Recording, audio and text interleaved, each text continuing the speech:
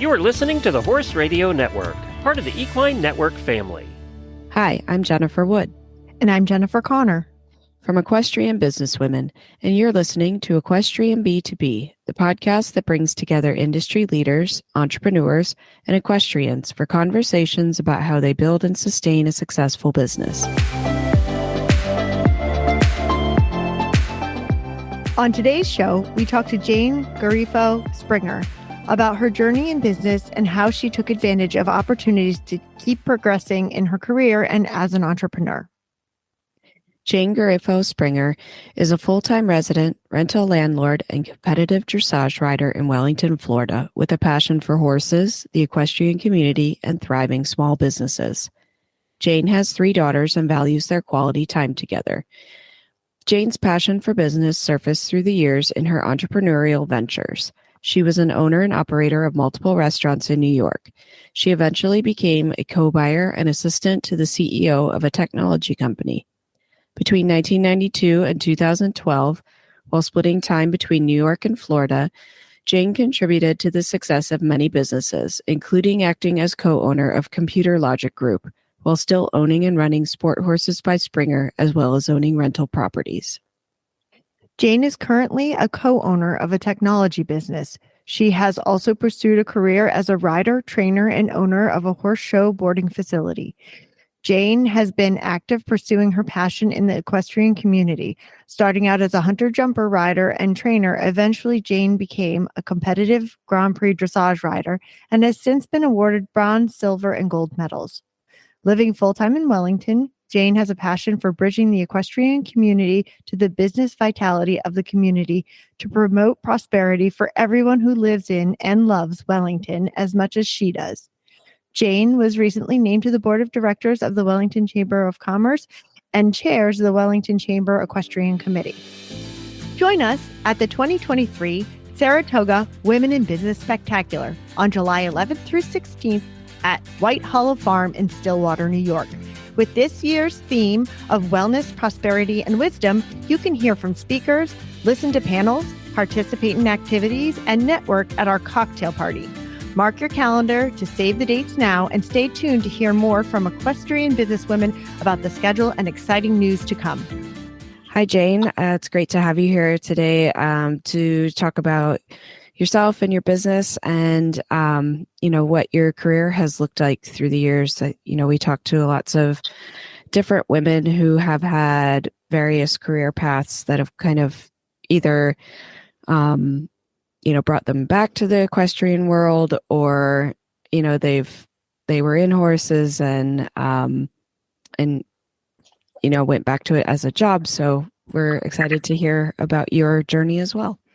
Great. Well, thank you for having me. It's nice to meet both you lovely ladies. Yes, Thanks. Your bio is quite extensive and with lots of experience in business. So I thought that maybe we could kind of start out talking about some business practices that you use and that you've used and seen a theme throughout all the businesses that you've been involved with. Sure. Well, I have had an extensive career in my own businesses, and I'll give you a little bit of insight. I started my first business or got into my first business at the age of 19. And then every decade or so, would sell the business and something else would come along. And I think the one thread that carries through on all of them was, number one, liking what you do. I always had a passion and an interest in the businesses that I partook in and then expanded. And obviously, I learned a lot from being a 19-year-old up until my last business, which I started with my husband at the time in our 40s. And so a lot was learned over the years. So a lot of changes and a lot of similarities and a lot of things that we had to tweak along the way. But I think the biggest thing that I learned over all those years was the people that are around you and the people you surround yourself with, the goals, and number one was customer service, because they were all customer service businesses that I was in. So For If sure. that, Yeah. if that answers that question, because there's obviously a lot that goes into it. Yeah. Yeah. Yeah. Yeah. And interesting about it being so much of the service industry that you were in and the customer service part of that. I was kind of wondering about that while I was reading your bio. And I was wondering if there was like anything you could myth bust for people about the service industry. Like, sometimes you hear people say, oh, the customer isn't always right, or the customer is always right. Or is there anything that you can add to that to say like that was the key to the customer service? Well, for sure. Obviously, there are instances where you're dealing with people that are a bit more difficult. And that's when it comes into play of having a good leader and role model, because that, in essence, is a good salesperson. And they know how to turn that around and make a negative situation a more positive situation. And that takes a good leader, like I said, and good personality. One thing I would like to add, because a lot of sales is involved in many of these different industries, is one of the reasons myself and my businesses were so successful, because I never forgot the people behind the scenes. The people behind the scenes, so many times and so many interests, do not get the validation and the notice that they should, and recognition. And that was one thing that I really tried to stress in any and all of whatever business opportunities I had in businesses, was give them the recognition and make sure that they felt that their services were appreciated and rewarded for that, because it doesn't always go to the salespeople. It's the people behind the scenes that make it work for them. So that was very huge, to give them that recognition, which I think was a common thread for all the successes that I did have. Yeah, I mean, we've talked about that some on other. It's like a common theme on the podcast about the people that you surround yourself with, and having, the right people that are working with you, and you have to kind of know what you don't know and get the right people in those places to, make a business better and work better.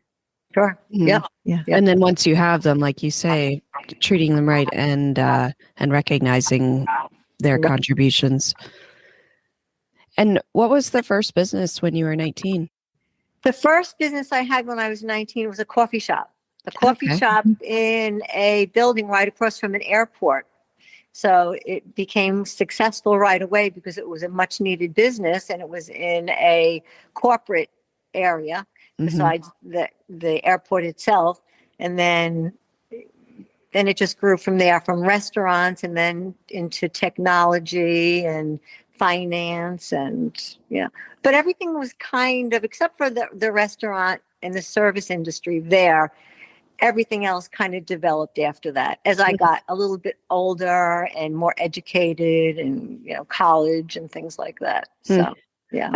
I did think it was interesting that you had like restaurant and then to technology company. Like how did that transition happen? Like, was there an interest that you developed from the restaurant industry that put you interested in technology, or is it just? It was when technology started booming, and then I put myself back into college to learn the technology industry because I saw where it was going.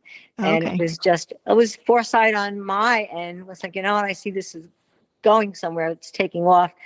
And then I went back to college, learned the basics that I needed to know to get into it, and then just took off from there. So, yeah.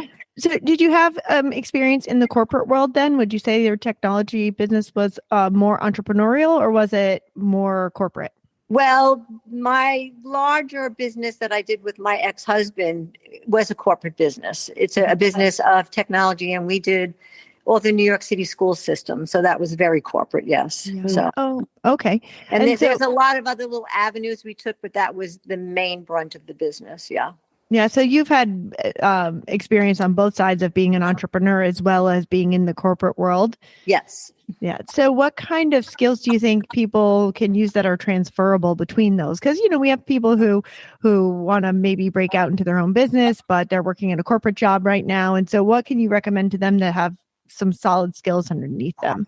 Well, what worked for me, and this was where my entrepreneurial spirit came into play, is whenever I was making money and success for all these people above me and around me. I'm like, why am I doing this for them? Why am I not doing it for myself? Yeah. So I used to pay really close attention to the job that I would be integrated in, and I would try to do different things within those companies. Like, for example, the first tech company I worked for, I worked in the service department, then I worked in the buying department, then I was the assistant to one of the CEOs. So I had a really good feel of all the different departments. And then I ended up marrying the top salesman. So to me, it was a no-brainer. I'm like, why are we doing this? We know everything. We do everything here. And then we did. And it was, very successful. Yeah. But you have to kind of have that mindset, because not everybody does. My mind was always ticking away like, okay, what's next? What can we do? How do we make this work? Mm-hmm. If this fails, we need another avenue to go down. So you have to have backup plans. Mm-hmm.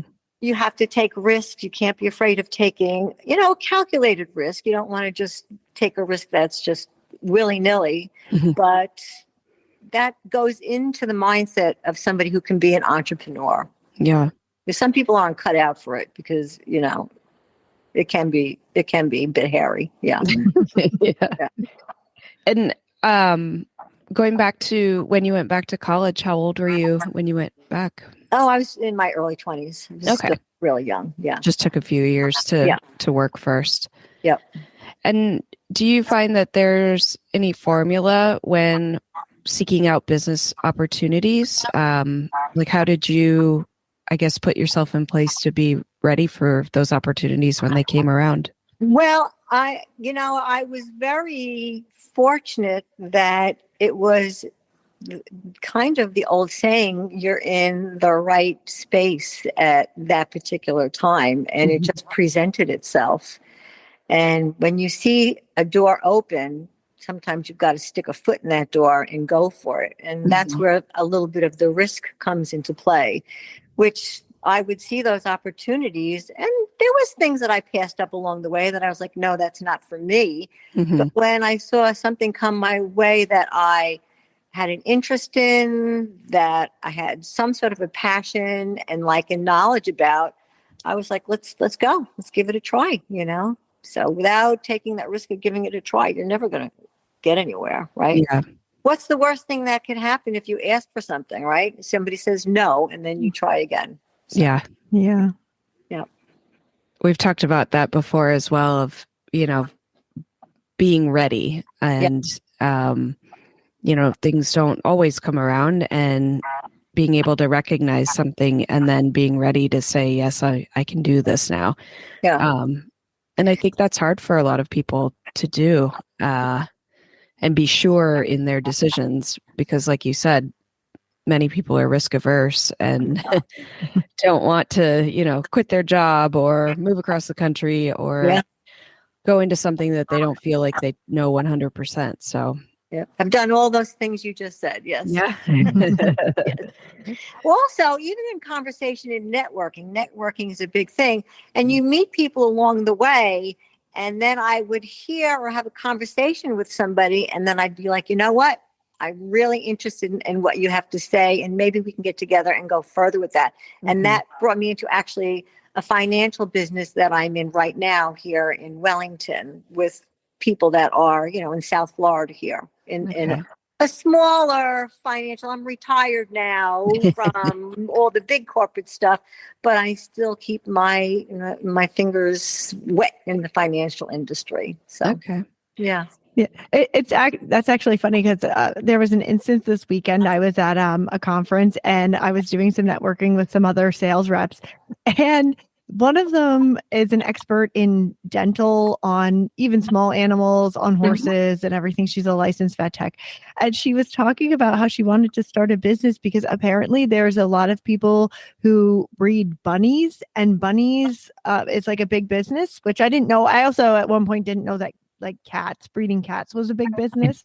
But anyway, she was talking about how somebody needs to have like a mobile unit for these bunnies to go to the shows because they do their dentals like twice a year and it's like $800. And I was like, What? Wow.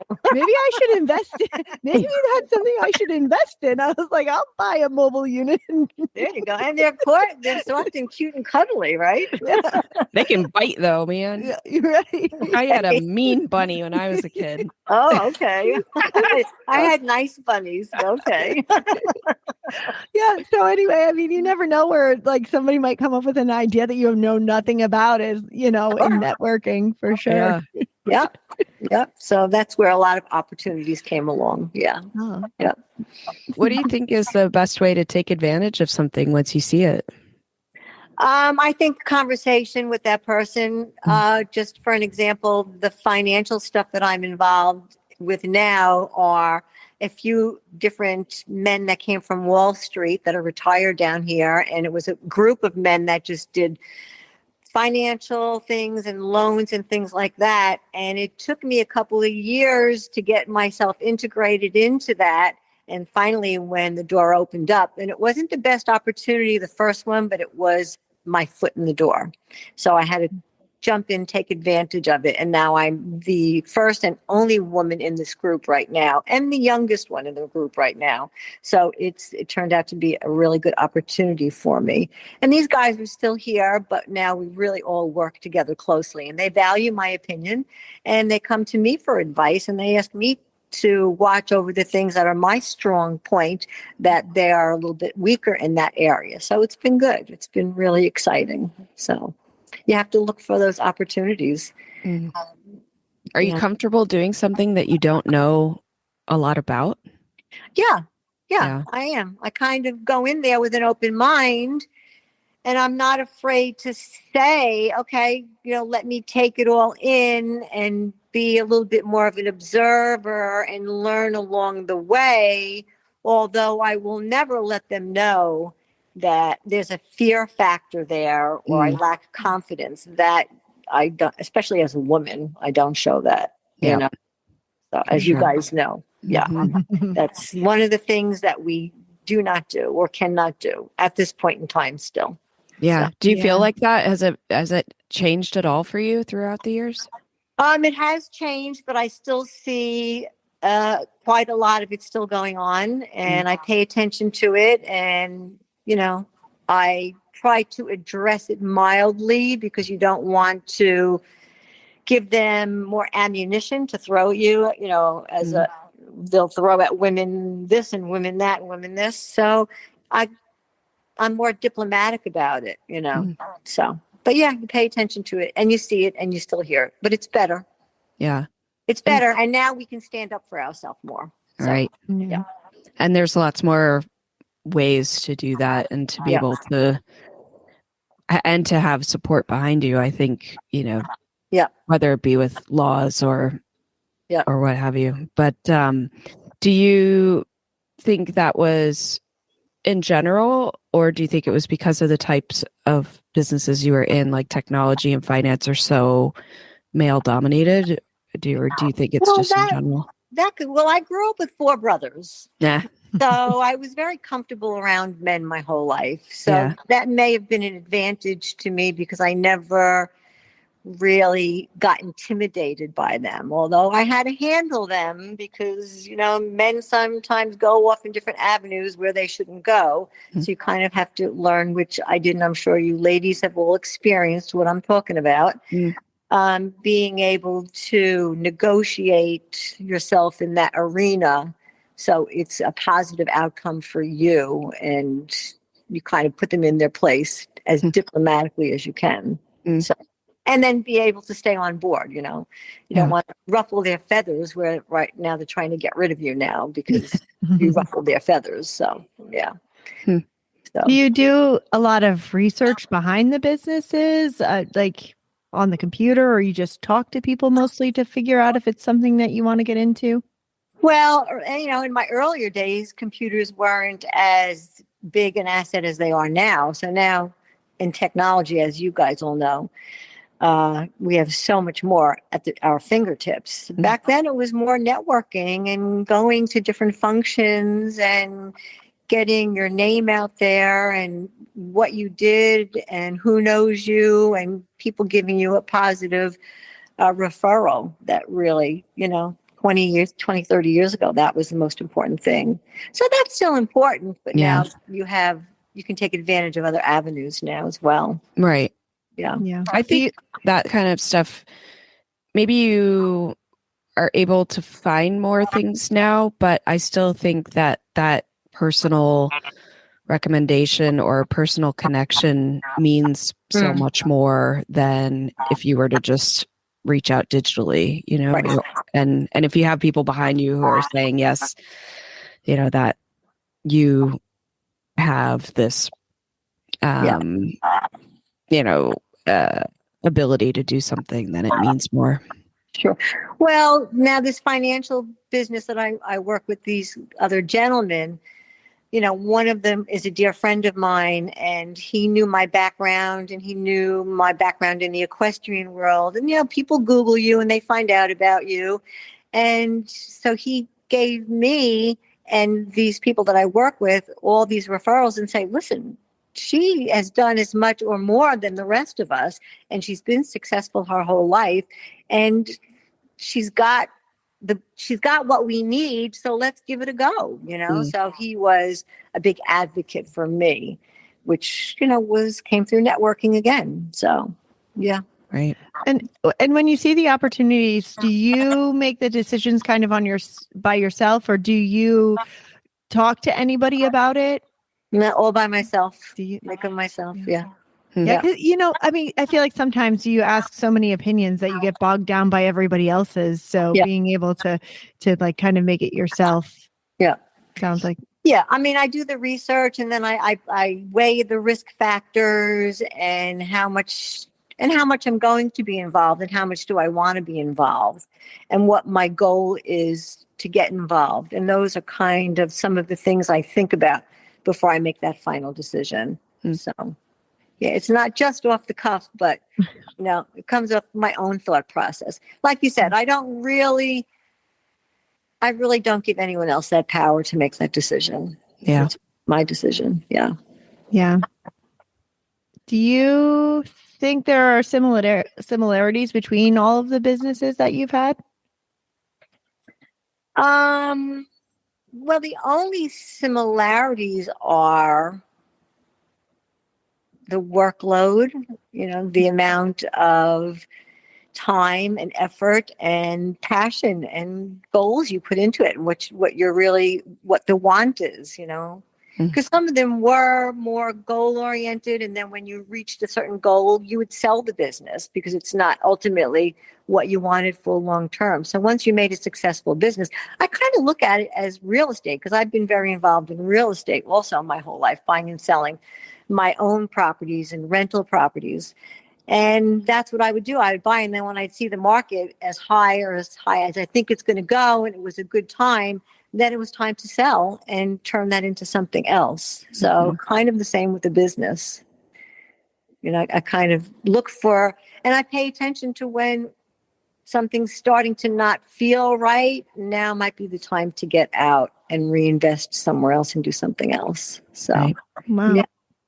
What are some of the biggest challenges you face when you're kind of making that decision to get out and move into a different industry or a different business?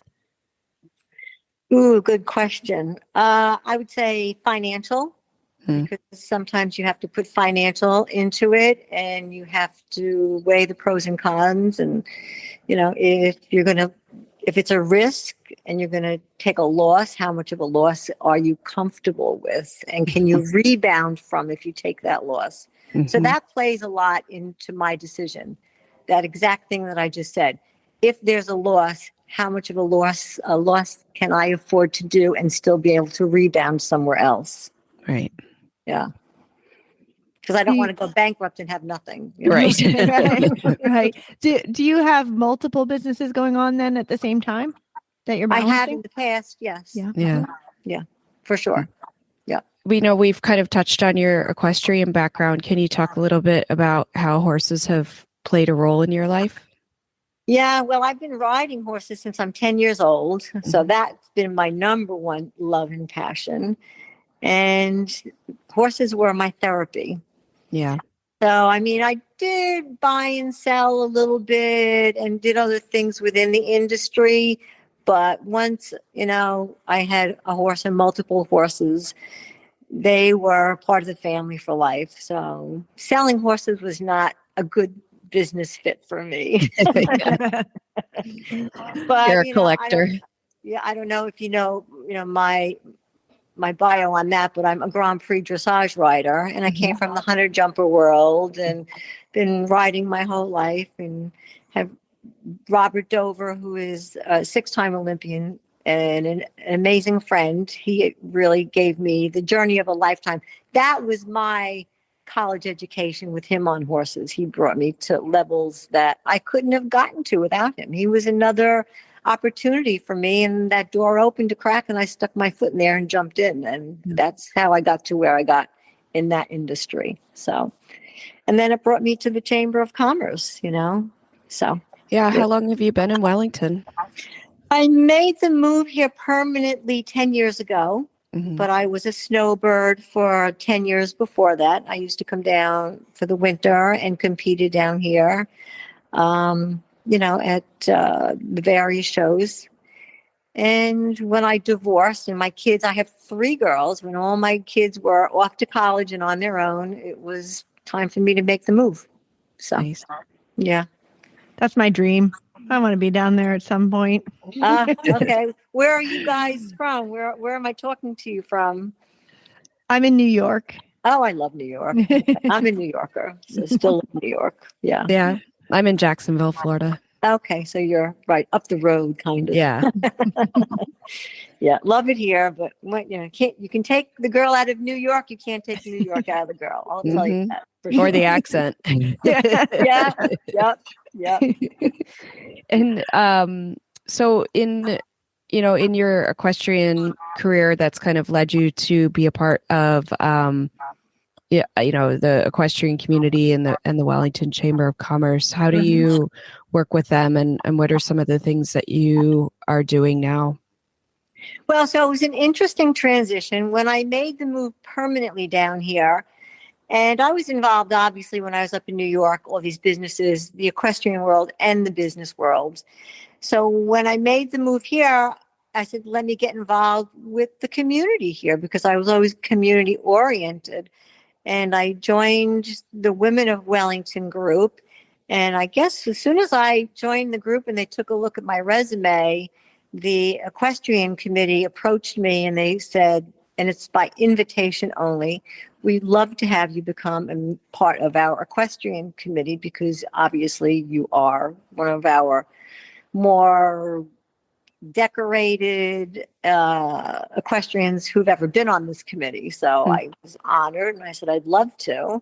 And then after I was there a year, they approached me and they said, would you consider being the chairwoman for this committee? And I was honored, and I said I would love to. And I've just been nominated and accepted a position to be on the board of directors for the Chamber of Commerce now. So what I've done and what we strive to do within the chamber is bridge the gap, because there is a bit of a gap here in Wellington between the equestrian community and the general population. And the equestrian community brings so much into this community that they don't take advantage of. I think in the past it was a little bit of fear of being intimidated, and they didn't feel like they were accepted because they weren't a part of it. And that's not the case at all. So we've really been doing a lot of interacting and benefits and events, and a lot of our small business owners, as well as the community, are starting to come and see what goes on here, and they love it. They're like, we had no idea. And we said, yep, take advantage. It's here for everyone to enjoy. So it's been going in a really positive way. So we want to keep growing on that. So, and how do you? I'm having a good time doing it. I love it. It's fun. Yeah. And is it volunteer position? It's a volunteer position. Yeah. And how do you think that adds to what you're doing in terms of your business, and what does it do to fulfill you? Well, I think it's a good way for me to give back. Mm. It's a good way for me to be in touch with, as well as the equestrians, which I'm so familiar, and I have so many friends down here, which made the transition from New York to Wellington so easy for me. The fact that there's opportunities when you're with the Chamber of Commerce. Now, here I am integrating myself into the business communities again. Right. And if a business opportunity showed up and I saw there was something there to go forward, I might jump in and say, okay, here's something else I could do besides that. Right. And I think it's just tying the two together.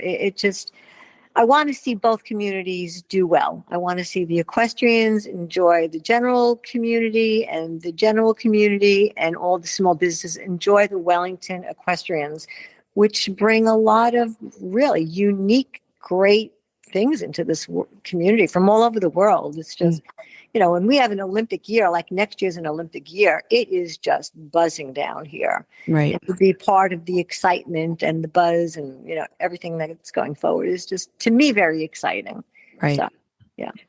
I actually didn't realize there was such a disconnect between the community and the equestrian community until we had our networking brunch. And there was a woman who came to the networking brunch who had a small business. And I think it was some kind of juicing business or something. And she had not ever been to WEF ever. Like, crazy, right? Seen where we had, we were having this networking brunch, and she signed up for it and she came, and, I think she had a great time, but it was like, she was walking around like, oh my God, I have to bring my kids. Like, I was taking pictures. I had no idea. And I was like, really? Wow. Yeah. Because we're such horse people, right? Like we know about it, but yeah. What's the best business advice that you can share with our listeners? The best business advice. So now I have 3 daughters, and 2 of them are very entrepreneurial. And the third one is too, actually. She just started her own business. My best advice is the same advice I gave to them, is you, as a woman, you really should put yourself and your interest as important as the other people around you.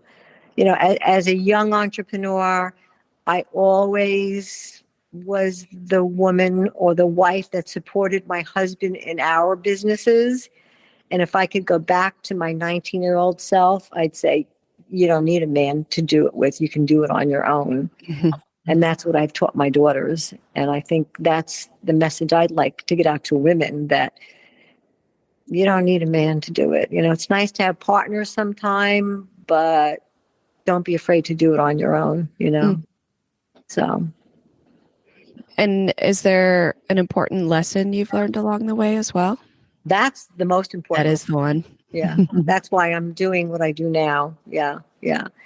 And, being goal oriented and go, I listen to your gut, as you guys know, when you get that feeling, especially as a woman, or woman's intuition, or whatever you want to call it, when you get that bad feeling, and that comes involved with looking at the risks and things like that. When something's telling you no, it's a no for me. Mm-hmm. It's a no for me, because there's something that's saying there's something not right here. So trust your instincts.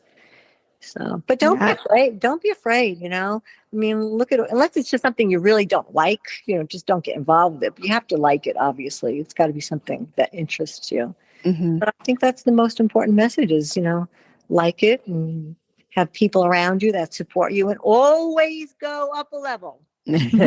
Always, surround yourself with people, and don't be afraid that they might be, in a different social class or whatever you want to call it.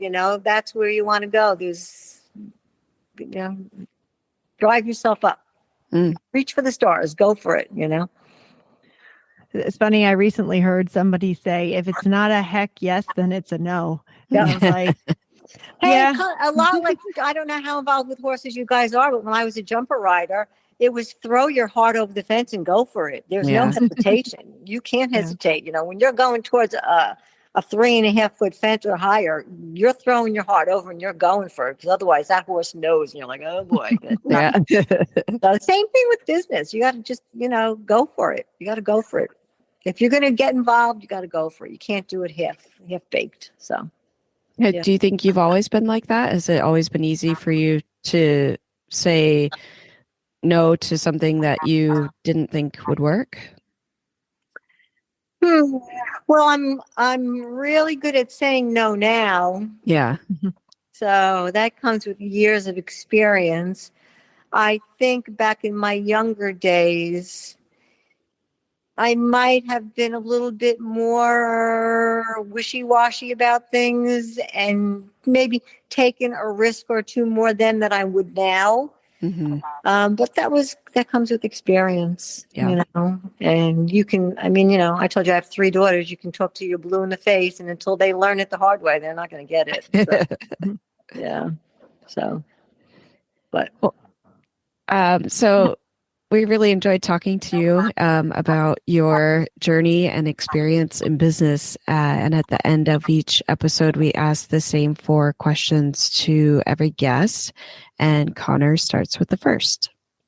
What is one action that women can take to make a big difference in their lives? One, be goal oriented. Go for those goals. Have a goal always. And what is the best habit that keeps you motivated personally?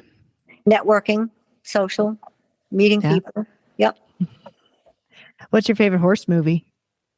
Secretariat. That's a good one. Yeah. And who would you recommend to be a future guest on this podcast?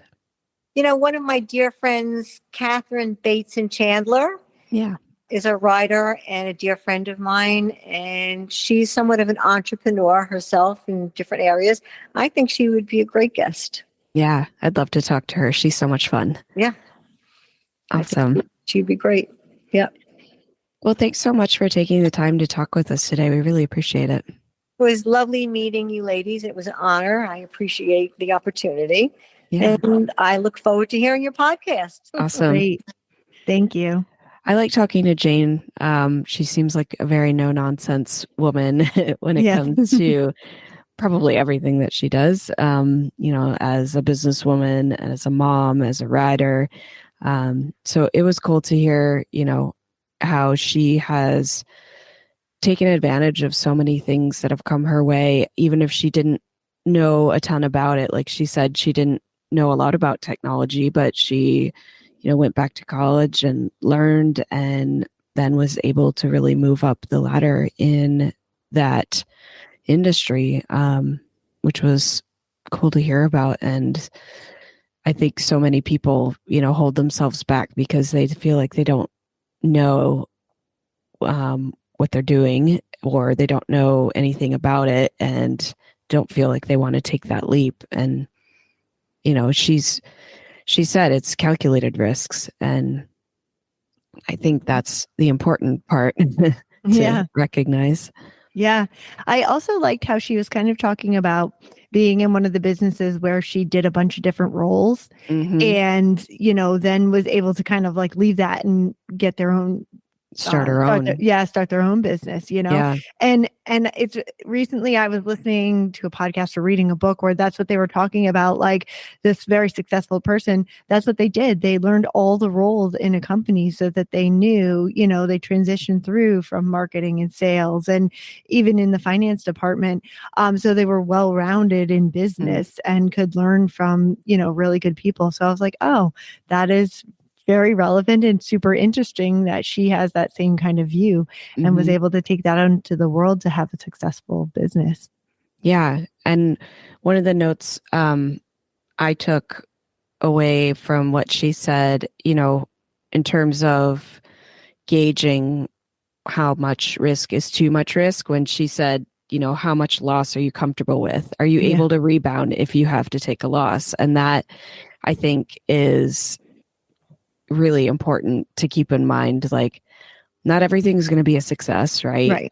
And if you're going to stop doing something, or you're going to make a change, if you're moving from one job to another, what loss are you willing to accept? And can you live with? Yeah. Well, I just had this conversation with my financial advisor last week about how much risk I'm able to tolerate. I was like, well, I own horses, so it's pretty high. Yeah. I've made some pretty bad investments in them. So no, but I do think. Meanwhile, I'm over here like, I'm never buying a horse. Are you kidding me? They're a terrible investment. They aren't an investment. It's just throwing your money away. It's totally a liability, not an asset. Right. Yeah, no. But I mean, it was good to hear that she makes like calculated, it's a calculated risk before she just dives in. And also, how she makes the decisions herself, because, I often find myself too often asking everybody else's opinion to make the decision when it really should just be on me. What's my gut telling me? Yeah. How do you feel about it? Yeah. What do you want to do? And I wrote down what she said because I really loved the way she put it. She said, I give myself the power to make these decisions. Yes. I loved that. Yeah. Yeah. And she doesn't let anybody else have that power. And that's so important because, I'm an overthinker. So I'm always like, oh my God, you ask 10 people, get 10 different answers. And I'm like, well, what does that mean? And oh gosh, like, am I going to offend so-and-so if I don't go down this path or that path? And it's like, well, why do I care about offending them? If it's not good for me, then it's not good for me. Yeah, exactly. You're the one who has to live with it. Yeah. And with that decision you make and how it affects your life. So, it should be up to you. Yeah. And I feel like she is very clear about that and, and had a really good path to success in multiple businesses. I also found it interesting that, the restaurant to technology. I'm glad that she explained that because I was a little bit lost when I was reading the bio and, coming up with some questions and stuff. And I was like, how does this relate? Yeah. Yeah. And it's funny, maybe people outside looking in don't see the connections, but she for sure knew what the connections were right away. And she wasn't like, oh, I just, saw it on a whim. She was like, no, I went out and I learned about it because I saw that it was the future. So that was really cool. Yeah, it was really cool. I really enjoyed her. I like people who have that entrepreneurial spirit and they have so much to offer everybody, about it. And also it's an inspiration to listen to somebody like her who has just like gone for it. They just do it. Yeah, she kind of reminds me a little bit of our friend Maria, the way that she talked about, well, yeah, I'm just going to do it because I know what's going to be good for me and I'm interested in it and I care about it. So I'm going to do it. It's like, oh, all right. Yeah. You're that type of person. Okay. Yeah. Not the same as us. Right. Yeah. I admire those kind of people. Me too. Yeah. So I know we both have some pretty busy schedules and things going on. So I think we're going to have to hop off and on to our next adventures for the day. So you can find the links to today's guests and the show notes at www.eqbusinesswomen.com. Equestrian B2B is out twice a month on the 1st and the 15th. You can find out more at eqbusinesswomen.com and follow us on Facebook and Instagram. Find Equestrian B2B wherever you get your podcasts and be sure to follow, subscribe, and leave a review. You can have all 20 plus shows of the Horse Radio Network with you wherever you go with their free app for iPhone and Android. Go to your app store and search Horse Radio Network. Now go make the decision yourself.